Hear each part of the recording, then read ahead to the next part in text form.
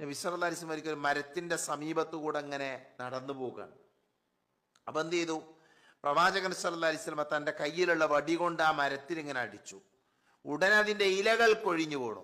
അതിന്റെ ഇലകൾ ഇങ്ങനെ താഴേക്ക് വീഴാൻ തുടങ്ങി. അപ്പൊ നബി സല്ലല്ലാഹു അലൈഹി വസല്ലം പറഞ്ഞു, ഇന്നൽ ഹംദലില്ലാഹ് വസുബ്ഹാനല്ലാഹ് വലാ ഇലാഹ ഇല്ലല്ലാഹ് വല്ലാഹു അക്ബർ.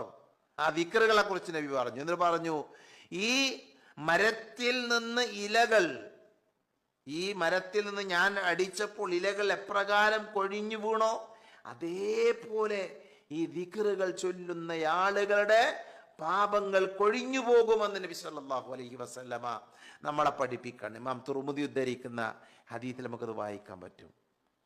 പ്രിയപ്പെട്ടവർ, ഇതിനേക്കാൾ വലിയ ഭാഗ്യം എന്താ? ഈ ദിക്റുകൾ ചൊല്ലുന്ന ഒരാൾ, അയാളുടെ ജീവിതത്തിൽ സംഭവിച്ച പാപങ്ങൾ ഒരു മരത്തിലെ ഇലകൾ താഴേക്ക് വീഴുന്നത് പോലെ, കൊഴിഞ്ഞു വീഴുന്നത് പോലെ പാപങ്ങൾ ഒലിച്ചു പോകുമെന്നാണ്. സുബ്ഹാനല്ലാഹ്. അല്ലാഹു ദിക്റുകൾ വർദ്ധിപ്പിക്കാനുള്ള തൗഫീക്ക് നമുക്ക് എല്ലാവർക്കും നൽകുമാറാകട്ടെ.